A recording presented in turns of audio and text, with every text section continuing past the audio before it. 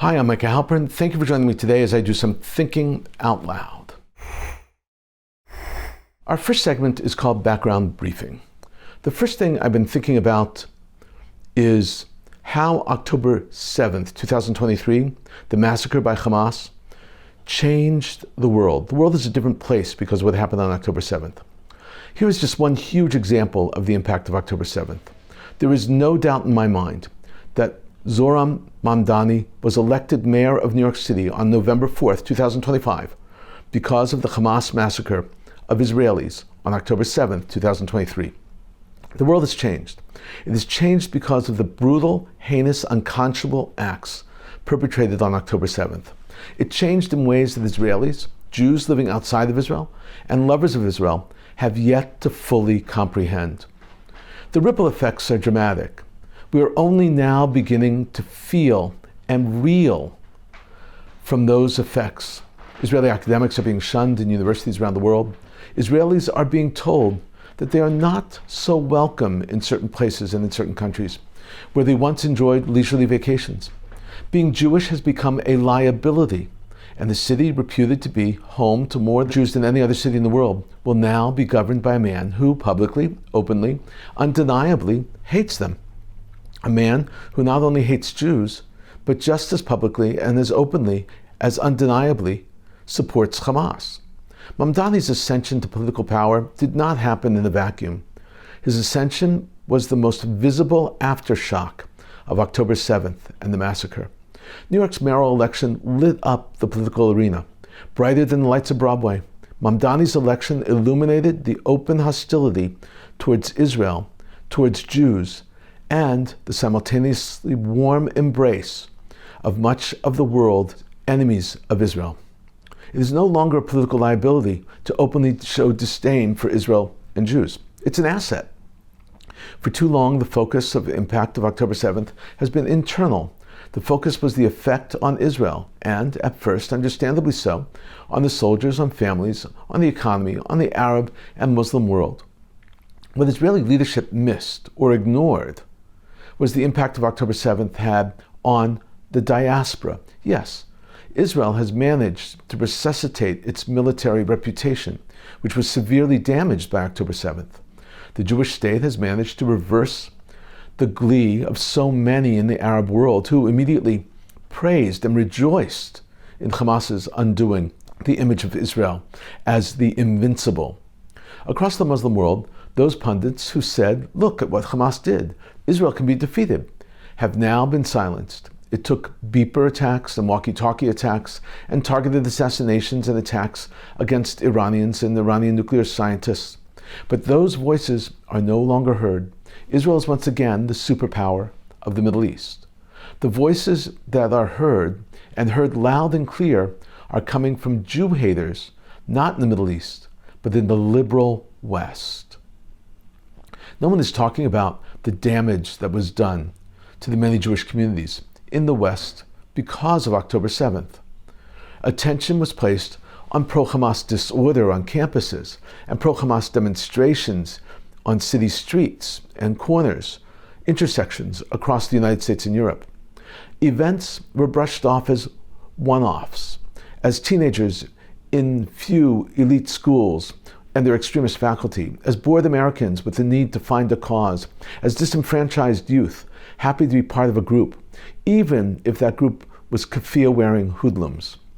But these events are not simply a show of dwindling support for Israel. They are an outright rejection of Israel. This movement is the public embrace of Hamas and their ideology of destroying Israel and Jews. For them, Jews and Israel are synonymous. I cannot underscore this more. What has emerged is mainstream justification of destruction of Israel and the hatred of Jews. This new philosophy is presented as a moral justification for destroying Israel and those who support her. Hamas and Hamas supporters justified their murder and violence as moral resistance against Israel because they see Israel as an illegitimate state. The election of Zohran Mamdani in New York City proves that the Jewish Israel hatred is not a fringe outlier on campaign or elite campuses. It is a serious phenomenon, the unease caused by the squad of Jew haters. In the United States, pre-Mamdani pales in comparison to the Jew hatred that post-election of Mamdani. Before Mamdani, these ideas were considered quirky and extremist. They were disregarded as marginal. October 7th thrust Mamdani and his marginal ideals into the mainstream, where they were well received. The man who sought to be mayor did not distance himself from the anti-Jewish, anti-Israel points of view. He rode the wave, and that wave translated into an overwhelming sense of support, electoral support. The eradication Israel has become the status quo among a significant part of the electorate. Its supporters reject the old status quo. They embrace a new world view that positions Israel as an abusive colonial Western power, a view that is in perfect step with the democratic socialists of America, a view that is in its own form spreading throughout Europe also. Pre-October 7th, these attitudes about Jews in Israel would have been toxic. They would not have been accepted, but not anymore.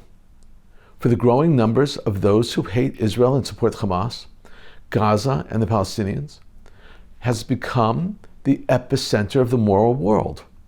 That is why they do not veil their hatred.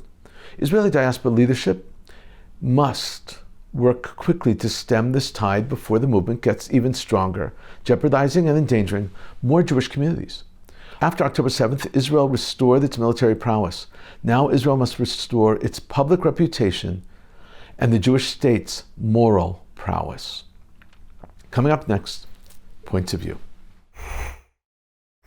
Today, both columns are from the New York Post. This first column is entitled, Hamas is Failing Trump's Ceasefire Plan, and the future of the Middle East is paying the price. It's authored by Jonathan Schanzer. It's published on November 22nd, 2025. This is how Schanzer begins.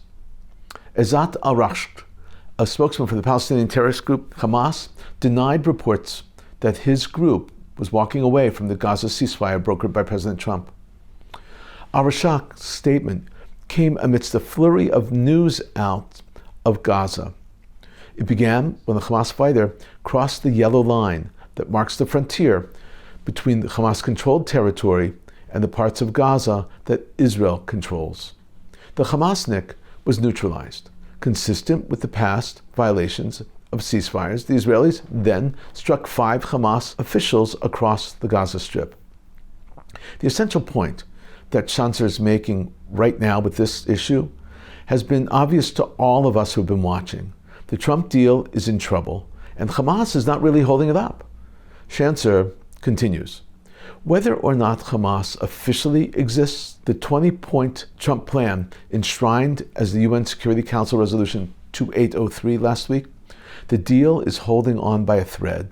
Schanzer argues that the biggest issue is Hamas disarming. It's not just not happening, and we do not see it on the horizon either. This is a deal breaker, and this is what Schanzer writes. Furthermore, Hamas was supposed to disarm. That has not occurred, and the group has no intention of doing so anytime soon. Until the group lays down its own weapons, the Trump plan is in limbo. It's hard to imagine Arab or Muslim states volunteering their force or financial resources to stand up the transitional authority that Trump envisions, so long as Hamas remains a threat. In the end, 2 nominal American allies hold the key to the success or failure of the Trump plan, Qatar and Turkey. Both countries are key patrons of Hamas. Schanzer says, if Trump wants to succeed, this is where he needs to step in. Turkey and Qatar are not on the same page as Trump anymore. Schanzer writes, never mind that American allies should not support terrorists. Somehow, Republicans and Democrats have ignored this problem for decades. That needs to change. But for now, Trump needs to hold these 2 duplicitous allies to their word. Back in October, they promised the president they would deliver Hamas and end the war. In exchange, the president promised Qatar a security agreement with America. And he told the Turks he could bail them out of legal trouble in America or sell them weapons, maybe both. The president must threaten to blow it all up. Should these two frenemies fail to dismantle their terror client, Hamas, in the Gaza Strip. In conclusion, Schenzer explains that the issue is critical and Trump needs to get involved if he wants success. Schenzer writes, Trump has big ideas for the Middle East. Ending the Gaza war is just part of the picture. The president wants to close out the 7 fronts that erupted across the Middle East after Hamas attack on October 7th, 2023. He wants to end the Iranian regime's campaign of terror across the Middle East. He wants to broker new normalization agreements between Israel and several Muslim states, including Saudi Arabia. None of this can happen if Gaza war is still raging. Should Hamas hold to the Trump plan, this would be a welcome news. But agreeing in word but not deed is insufficient. Hamas must hand over the last 3 hostages, then surrender. It's time for the phase 2 of the Trump plan. The future of the Middle East hangs in the balance. This is an excellent column. Thankfully, the number of hostages still in Gaza is getting smaller and smaller. Next up is an editorial from the New York Post, published on November 22nd, 2025. It's entitled Hamas's refusal to give up leaves peace plan dicey, and Gaza a tinderbox. Remember, an editorial is not signed. It is the point of view of the editorial board. Here is how they begin. With Hamas reportedly threatening to pull out of the Gaza ceasefire, it's anyone's guess what's next in store for the Strip. Since the deal was inked in October, progress towards the broad, long-standing peace has always seemed dicey, since Hamas has refused to disarm and surrender, and no one has been ready to make the terrorists quit. Hamas and other factions agree to not have any role in governance of Gaza, directly, indirectly, or in any form. Read one of the 20 points in President Donald Trump's peace plan. The editors lay out now the reality that Hamas is attacking Israelis on a daily basis, they write. Instead, Hamas fighters have launched nearly daily attacks across the Yellow Line, which marks where Israel defense forces pulled back to under the ceasefire. IDF Lieutenant Colonel Nadav Shoshani, who runs a base near the line, cites hundreds of Hamas forays since the ceasefire began. Some have claimed the lives of Israeli soldiers. After a terrorist attempted another attack, Israel responded with its own attacks, reportedly taking out Hamas chief of weapons supply, Ala Hadidi, and military commander Abu Abdallah al-Haddadi. IDF also launched retaliatory airstrikes, eliminating the head of Hamas's navy and senior tunnel engineer. The editors clearly explain that Hamas is using its time, this time, to gain strength. They write, Hamas has also used the cessation of hostilities to solidify its power in the western part of the Strip. It has reportedly even reinstated taxes. Meanwhile, the UN Security Council adopted Trump's plan on Monday, but so far no country is willing to actually assign troops to the International Stabilization Force, the ISF, the plan calls for. Nor is it clear who'd command the ISF, which can't possibly succeed if every national contingent is checking back home to confirm every order. The Arab nations that cruelly weaponized their Palestinian cousins for decades, turning them into refugees generation after generation, propagandized into believing that their national cause and only real purpose in life is to slaughter Israelis, won't live up to their moral duty to topple Hamas, free Gazans from their rule, and secure the peace. The editors explain the nations, even those who have recognized the Palestinian state, will not help force Hamas to disarm. That underscores the problem that has emerged, that the only pressure is coming from Trump. The editors write, nor will the European countries, even those that have self-righteously recognized some Palestinian state, help force Hamas to surrender, and so pave the way for such a state to actually exist. IDF Chief of Staff, Lieutenant General Ayal Zamir, echoed that, saying, We will continue to insist that the Hamas regime will not exist on the other side of the border. Even if this requires time, we will persist in the mission of dismantling Hamas and demilitarizing the Gaza Strip. In conclusion, the editors write that the solution is in Trump's hands because no one else is capable of it or even cares. They write, at some point, though, the failure of anyone else to step up may leave Israel no choice. It can't let Hamas recover to the point where another October 7th becomes possible. Trump has rightly shown enormous support for the Jewish state and vowed to keep backing it no matter how it decides to deal with the problems. That's both fair and wise. Meanwhile, hope for the best, but prepare for the worst. The war on Hamas is still mostly frozen, but it can flare back up in the blink of an eye. Two really excellent pieces from the New York Post. Thank you. Coming up, commentary through cartoons, where pictures tell the story. I want to show you 5 cartoons today. No memes, no headlines. The first 4 of the 5 are actually the same cartoonist, published in the same paper. It's a London paper. The cartoonist is Ahmad Hajjaj, and the paper is Al-Arabi Al-Jadid from London. The first cartoon is entitled The Palestinian Cause Gaza West Bank Nakba Map. It clearly shows that the idea is to totally wipe out Israel, take over Israel. In Arabic, Nakba means catastrophe. It is the word used for Israel's establishment in 1948. It's chilling. They are not hiding their objectives. This next cartoon is called Israel Occupation Golan Syria Borders Eraser Tank. The Israeli rocket is pointed towards Syria. The point of the cartoon is to tell the reader that Israel is attacking Syria without provocation. This next cartoon is also very biting and depressing. It's entitled Trump Peace Illusion, Gaza Ukraine Plans Dove Bomb. Indeed, the dove's eye is a bomb. Trump is putting it there. How vicious an attack against Trump and his peace deals. Next up is a cartoon entitled Castaway Gaza, Help Island Stranded UN Aid Sea. They're just waiting for aid, and they've been abandoned. They're just sitting there waiting. And finally, this last cartoon is from the Netherlands. It's entitled Geopolitics, From Kissinger to Witkoff. It's by Schoot. The newspaper it was in is De Volkskrant in the Netherlands. Here the cartoonist is comparing Witkoff to Kissinger. Witkoff is just saying to Putin, just be nice to Trump. He wants this deal now. In a moment, more of my own perspective and a few predictions.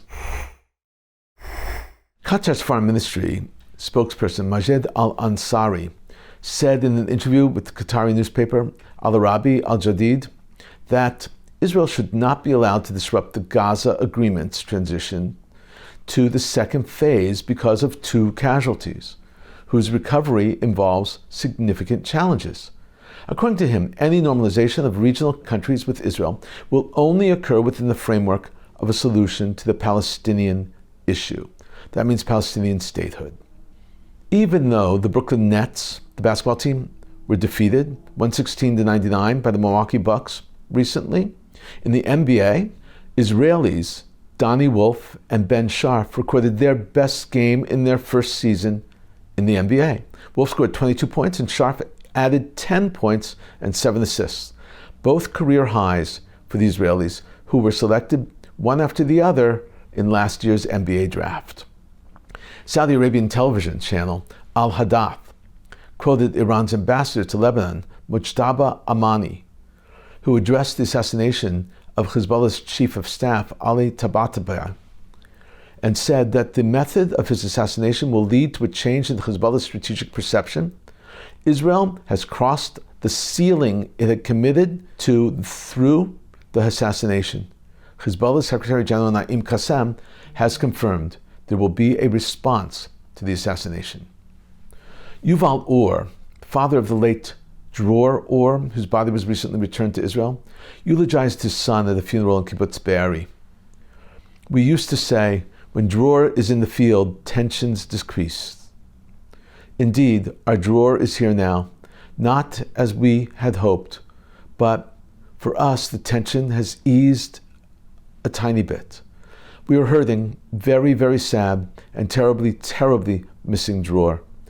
Yonat and all of us from before the terrible disaster. He added that the struggle is not over. There is a refusal to investigate the October 7th disaster and what led to it. The road is still long until we sit safely in a democratic, unified, and peace-seeking Israel. Hostage survivor Yosef Chaim Ohana returned home to Kiryat Malachi after being released recently from rehabilitation at Kfar HaMaccabiyah. Thousands came to accompany him with Israeli flags and signs reading, "How good it is that you've returned home." Ohana joined the crowd in singing Am Yisrael Chai, "The people of Israel live," blew a shofar, and addressed them. "This is so moving. The first thing I'll do when I get home is cry. I love each and every one of you." Sopot, a well-known resort city in Poland's Baltic coast, has terminated its cooperation with the Israeli seaside city, Ashkelon, due to what it called genocide in Gaza. The wording of the decision states, and I'm quoting, "Since 2023, Israel has been carrying out a full ethnic cleansing in the Gaza Strip, which has claimed tens of thousands of victims, including 20,000 children," unquote. This marks the first time a local authority in Poland has completely severed ties with an Israeli city due to the situation in Gaza. Mike Herzog, brother of President and son of late President, former President Chaim Herzog, addressed the decision of the Dublin City Council in Ireland to remove his father's name from a park in the city during an interview with Ynet Studio. He said that the park was named after him because he was appointed president, which was a source of pride, and now, for the same reason, is becoming the cause of the boycott. This is an attack on Israel and also on the heritage of Irish Jewry. They want to rename the park Free Palestine Park. Irish Foreign Minister Helen McEntee called against removing the name of Israel's sixth president, Chaim Herzog, from the park in the capital of Dublin, saying Chaim Herzog grew up in Dublin. He later became president of Israel, and his son holds this position today. His father was the chief rabbi of Ireland for many years. He was an important figure for many, especially for members of the Jewish community in the country. According to her, the government has openly criticized the policies and actions of the Israeli government in Gaza and the West Bank, and rightly so. Changing the name of a park in Dublin and removing the name of an Irish Jewish man is not related to this and has no place. Ireland's Deputy Prime Minister and Finance Minister Simon Harris also spoke out against Dublin City Council's intention to change the name of the park, named after Israel's sixth president, Chaim Herzog. He said, "We are an inclusive republic, and this proposal undermines that principle. I call on all parties to join me in opposing this." We've been thinking out loud about a lot today. Now that you know what I've been thinking, let me know what you're thinking. Email me at micah@jbstv.org. Tweet me at Micah Halpern. Tell me what you think. Before we end, let me leave you with one piquante piece of information. Tomer Margalit and Orel Shalaf of Israel won the 2025 International Wheelchair Dance Championship in November in Europe. When they received their gold, Hatikva was played at the awards ceremony. This clip is not from there, it's actually from a few weeks ago in Maryland, where they performed again. They're dancing to Hurricane, which was Israel's entry for this year's Eurovision Song Competition. It's extremely powerful. Watch and listen. Please welcome back to the dance floor your two-time Paralympic champions, Orel Shalaf and Tomer Margalit.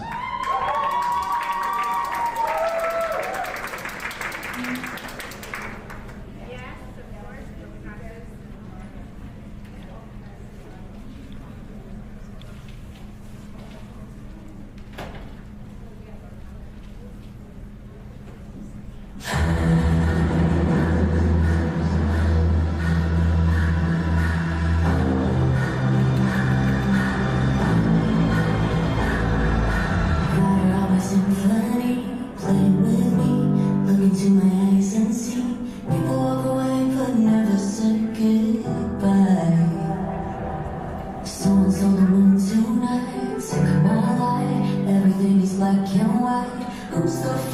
folks told you boys don't cry.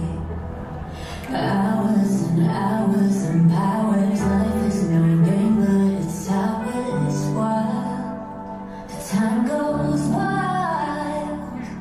Every day I'm losing my mind. Holding on in this mysterious ride.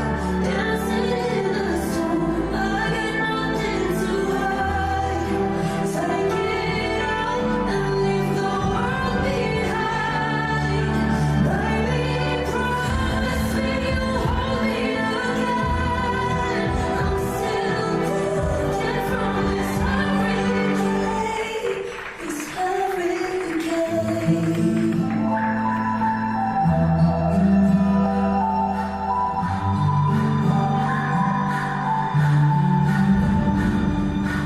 Hours and hours and hours. Life is on your blood. It's how it's wild.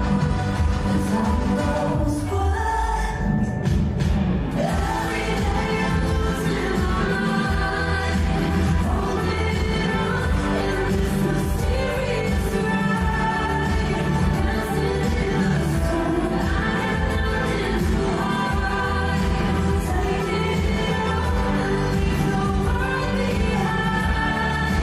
Baby, promise me you'll hold me again. I'm still broken from this hurricane. This hurricane.